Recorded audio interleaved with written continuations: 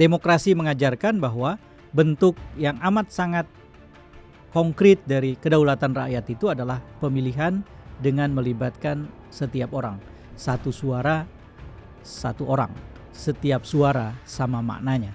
Memindahkan tata cara pemilihan dari pemilihan langsung ke DPRD tentu saja menghabiskan prinsip ini, menghanguskan prinsip ini. Yang harus diberangus, yang harus dihentikan bukan pemilihan langsungnya. Yang harus diberangus adalah politik uangnya. Yang harus diberangus adalah mobilisasi aparatur termasuk birokrasi untuk membuat kompetisi yang tidak sehat dan akhirnya bukan pemilih yang menjadi penentu. Jadi, jangan kita menggaruk lutut ketika punggung kita gatal. Karena gatal tidak akan hilang. Masalah tidak adanya kompetisi yang sehat, dipraktekkannya politik uang, sumbernya bukan pada pemilihan langsung. Jadi, menghindari politik uang dengan menghilangkan pemilihan langsung dan memindahnya ke DPRD sebetulnya lebih menyuburkan politik uang, bukan sebaliknya.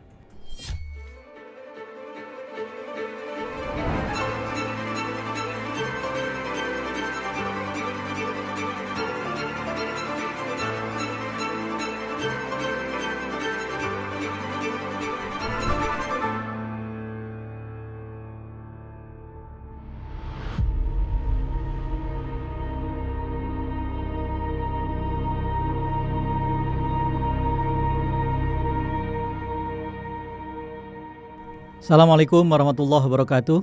Jumpa lagi dalam Keep Talking, Kang Ep bicara. Mari kita bicara soal pilkada, pemilihan kepala daerah.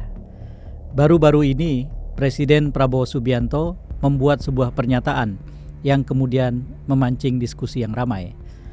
Ia mengatakan bahwa pemilihan kepala daerah ada baiknya dikembalikan ke mekanisme lama, yaitu pemilihan lewat DPRD. Terutama jika tidak keliru, yang dibicarakan secara khusus adalah pemilihan bupati, wakil bupati, wali kota, dan wakil wali kota. Menurut saya, kita harus perbaiki sistem kita. Dan kita tidak boleh malu untuk mengakui bahwa kemungkinan sistem ini terlalu mahal. Sebetulnya, ini bukan pertama kali pejabat publik menegaskan sikap serupa itu. Sekitar tahun 2020 jika tidak saya keliru ingat, Menteri Dalam Negeri pada waktu itu, Tito Karnavian, kebetulan sekarang pun masih menjabat jabatan yang sama, menegaskan pernyataan yang serupa. Ia menginginkan agar diubah mekanisme pemilihan kepala daerah dengan dikembalikan ke pemilihan di DPRD. Selepas Prabowo Subianto sebagai presiden membuat pernyataan, gayung seperti bersambut. Beberapa pimpinan partai, beberapa tokoh politik juga memberikan dukungannya terhadap pernyataan presiden itu. Tetapi penentangan juga tidak kurang ramainya, terutama disuarakan oleh kalangan aktivis, akademisi, dan mereka yang selama ini bergiat dalam perjuangan demokrasi di Indonesia. Mari kita lihat persoalan ini secara dingin dengan menaruh pokok persoalan di atas meja diskusi secara selayak-layaknya. Saudara, ketika gagasan pemilihan kepala daerah secara langsung itu dibuat di Indonesia, lalu kemudian melahirkan mekanisme baru dalam pelaksanaan otonomi daerah lewat pilkada, seperti yang sudah kita jalani, maka sebetulnya di balik itu ada sejumlah pertimbangan yang amat sangat mendasar yang melatari pengaturan baru ini. Yang pertama, pemilihan langsung, baik itu di tingkat nasional dengan memilih presiden misalnya, ataupun di tingkat provinsi, kabupaten, dan kota dengan memilih kepala daerah, dilandasi oleh satu prinsip penting dalam demokrasi yang disebut sebagai kedaulatan rakyat. Wujudnya yang terpenting adalah ketika rakyat berdaulat, maka rakyat ikut memutuskan. Dan salah satu keputusan yang amat sangat penting adalah menyangkut sosok siapa yang layak dan dipercaya untuk memimpin mereka. Demokrasi mengajarkan bahwa bentuk yang amat sangat konkret dari kedaulatan rakyat itu adalah pemilihan dengan melibatkan setiap orang. Satu suara, satu orang. Setiap suara sama maknanya. Ketika itu kemudian dilaksanakan, maka dengan sendirinya kita sedang menunaikan dan menegakkan kedaulatan rakyat itu. Ini satu prinsip yang amat sangat penting. memberi kesempatan kepada pemilih untuk menjadi penentu. Memindahkan tata cara pemilihan dari pemilihan langsung ke DPRD tentu saja menghabiskan prinsip ini, menghanguskan prinsip ini. Kita tidak lagi bisa dengan tegas mengatakan bahwa kita mendukung demokrasi, dikarenakan salah satu prinsip kedaulatan rakyat yang sangat penting justru tidak kita indahkan. Pertimbangan yang kedua, ketika pemilihan langsung diadakan adalah apa yang disebut sebagai pentingnya ditegakkan prinsip mandat. Prinsip mandat ini adalah prinsip yang menghubungkan setiap pejabat publik dengan publik yang dipimpinnya. Ketika tidak ada hubungan itu, ketika terputus hubungan itu, mandat tidak ada. Maka kemudian si pejabat publik bisa melakukan apapun karena ia memang tidak diberikan mandat oleh orang lain yang harus dia dengar. Pemilihan langsung kepala daerah sebagaimana pemilihan langsung presiden menegaskan pentingnya prinsip mandat ini, bahwa pejabat publik di tingkat daerah sebagai kepala daerah dan wakil kepala daerah harus merasa bahwa dirinya bekerja atas nama dan untuk pemberi mandat. Dan pemberi mandat itu menjadi sangat penting. Jika yang memberi mandat adalah DPRD, maka memuaskan kepentingan anggota DPRD saja sudah memadai. Inilah yang ingin dihindari oleh demokrasi. Dan karena itu diluaskan prinsip mandat itu dengan melibatkan semua orang, terutama yang sudah berhak untuk menjadi pemilih. Maka terbangunlah prinsip mandat itu di antara para pemilih, mewakili seluruh warga, termasuk yang belum eligible atau tidak eligible untuk memilih, supaya menegaskan kepada para pejabat publik yang memimpin mereka agar berbuat, bertindak, berkata, melakukan apapun sesuai dengan kehendak dan aspirasi sang pemberi mandat. Prinsip ini amat sangat penting. Nah, karena itu yang ketiga, saudara-saudara, pemilihan langsung kepala daerah sebagaimana juga pemilihan langsung presiden menegaskan satu kehendak yang amat sangat penting dalam demokrasi, yaitu bahwa langkah dan kebijakan pemerintahan seyogianya, semestinya harus mengorientasikan dirinya pada kepentingan semua orang. Mengorientasikan diri kepada para pemilih adalah mengorientasikan diri kepada warga secara umum, baik yang berhak maupun belum atau tidak berhak memilih. Maka orientasi kepada mereka dijamin oleh adanya mekanisme 5 tahunan. Ketika tidak ada kehendak yang sungguh-sungguh dari pejabat publik untuk mengorientasikan langkah dan kebijakan mereka kepada warga, maka pemilih akan memberi sanksi. Pejabat itu tidak akan dipilih kembali.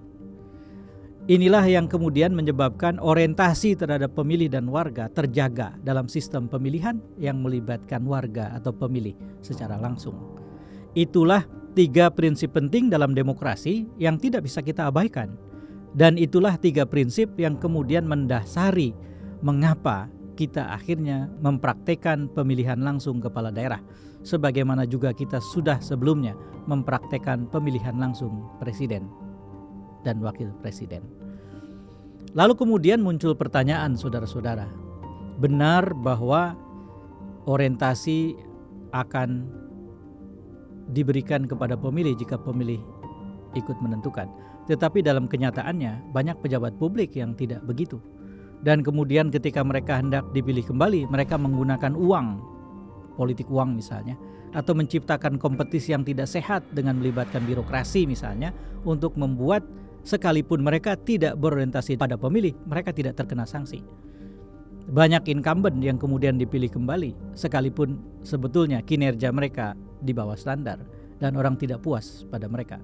Atau disurvei kelihatan puas, tetapi sesungguhnya ketika ditanyakan keadaan hidup mereka sehari-hari ternyata buruk. Saudara, jika itu pokok soalnya, yang harus diberangus, yang harus dihentikan bukan pemilihan langsungnya.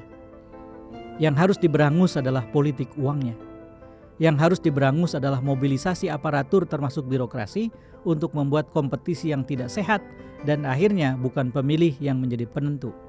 Dan mengorientasikan pejabat publik jadi pemilih sebagai tujuan awal akhirnya tidak tercapai. Jadi jangan kita menggaruk lutut ketika punggung kita gatal, karena gatal tidak akan hilang. Masalah tidak adanya kompetisi yang sehat, dipraktekkannya politik uang sumbernya bukan pada pemilihan langsung. Mari kita bandingkan. Jika saja kita ubah cara pemilihan menjadi pemilihan lewat DPRD, politik uang jauh lebih mudah untuk dijalankan, sebab pemberi suara jumlahnya terbatas. Dengan pemberi suara yang jumlahnya terbatas, maka uang lebih mudah dikelola dan dimobilisasi, dijadikan transaksi. Uang atau politik uang menjadi lebih murah buat siapapun para calon pejabat publik yang tidak bertanggung jawab untuk bisa memenangkan kontestasi.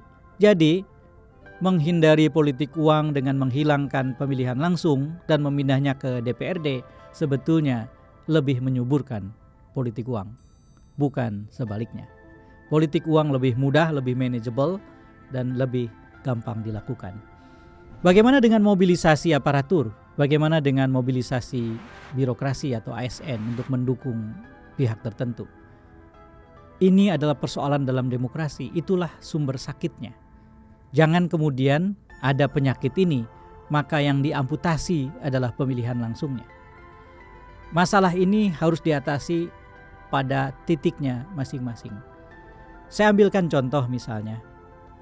Jika tidak ada aturan, jika tidak ada penegakan aturan tentang larangan yang amat sangat ketat, sungguh-sungguh dan berdisiplin bagi siapapun pemegang kekuasaan untuk tidak memobilisasi aparatur kekuasaan dan dana keuangan negara atau dana keuangan daerah untuk tujuan kontestasi yang partisan, maka sebetulnya soal seperti ini bisa diatasi. Ada banyak contoh negara lain yang bisa mengatasi ini. Artinya, ketika para pejabat, para elit, para penguasa menciptakan sumber masalah, merekalah yang harus bertobat mengatasi itu semua, termasuk regulasi yang penting, aturan-aturan yang penting, bukan menyalahkan hal lain yang bukan jadi sumber penyakit, yaitu pemilihan langsung. Biaya tinggi misalnya. Benar bahwa demokrasi memerlukan biaya, tetapi mohon dicatat, semakin sehat demokrasi, semakin murah biayanya. Coba bandingkan, berapa besar biaya untuk mobilisasi polisi dalam pemilihan umum? Berapa besar biaya untuk mobilisasi polisi dalam pemilihan kepala daerah pilkada serentak kemarin? Dari mana uangnya? Tidak mungkin uang pribadi. Itu uang daerah, uang negara yang diselewengkan. Itu pemborosan yang luar biasa. Hentikan praktek itu, sudah langsung menghemat dengan sangat besar. Jadi, kalau biaya yang dijadikan pertimbangan, misalnya, maka jangan gelontorkan bansos untuk tujuan-tujuan partisan.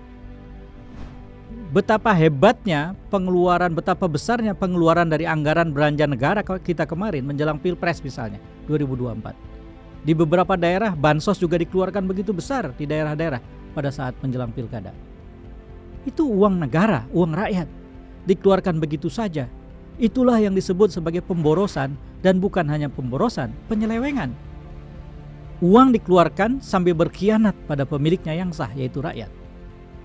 Menurut hemat saya, diskusi tentang ini mohon jangan diselewengkan dengan menyembunyikan kejahatan-kejahatan dalam demokrasi yang berlangsung, lalu kemudian dengan gagah menganggap kejahatan itu tidak ada, lalu kemudian yang diamputasi adalah pemilihan langsung yang menjadi basis kedaulatan rakyat, tegaknya prinsip mandat, dan terjaminnya orientasi pemerintahan daerah dan kebijakan-kebijakannya kepada warga atau rakyat. Jadi menurut hemat saya, tidak masuk akal kalau tiba-tiba saja jalan keluarnya adalah dihentikannya pemilihan kepala daerah secara langsung dan dikembalikan ke DPRD jika argumen-argumennya seperti yang tadi saya sampaikan. Saya merasa perlu menegaskan sikap saya, pendapat saya tentang soal ini, dan ini tidak ada kaitan apapun dengan posisi saya sebagai pimpinan di satu lembaga usaha yang fokusnya adalah riset dan konsultasi politik marketing, yang salah satu kliennya tersedia di pemilu dan pemilihan kepala daerah. Tidak ada kaitannya. Sekedar cerita saja dan sebagai penutup. Pada saat Menteri Dalam Negeri pada tahun 2020 menyatakan sikap untuk mengembalikan pemilihan kepala daerah kepada DPRD, pada saat itu sikap pribadi saya sebagai warga negara adalah bersiap untuk jika harus melawan kebijakan yang sekeliru itu, maka perlawanan saya dianggap otentik dan tidak dianggap bias kepentingan pribadi. Karena itulah saya dirikan Digging Asia, sebuah lembaga usaha yang fokusnya di bidang digital marketing dan digital solution pada 29 Februari tahun 2020. Kenapa saya lakukan itu? Kenapa saya bikin perusahaan itu? Karena jika ternyata rencana kebijakan itu berjalan, sangat boleh jadi saya akan menonaktifkan diri, mengundurkan diri dari Polmark Indonesia yang saya pimpin. Dan saya akan melawan kebijakan yang keliru itu sambil saya tetap bisa mencari uang dengan cara sah, dengan cara halal, lewat satu lembaga usaha baru yang saya dirikan yang bidangnya tidak ada kaitan dengan pemilu atau pilkada. Itulah ceritanya. Jadi dengan demikian, ketika saya bersikap seperti ini sekarang, mohon tidak dikaitkan dengan posisi saya sebagai pimpinan dari Polmark Indonesia yang mengelola usaha di bidang riset dan konsultasi political marketing. Saya bersikap sebagai warga negara dan jika harus menghindari konflik kepentingan, maka saya akan kerjakan. Saya akan lakukan apa yang perlu. Saudara, mari sebagai warga negara kita terus bersikap. Dan sikap kita akan menjamin seperti apa sehatnya demokrasi dan terjaganya demokrasi di masa depan. Demokrasi bukan untuk demokrasi. Demokrasi dalam pengertian bahwa demokrasilah cara dan alat untuk membuat rakyat lebih sejahtera. Dan kita punya masa depan yang lebih baik untuk anak dan cucu kita. Saya F. Saifullah Fatah, wallahul muwafiq ila aqwamit thoriq. Assalamualaikum warahmatullahi wabarakatuh.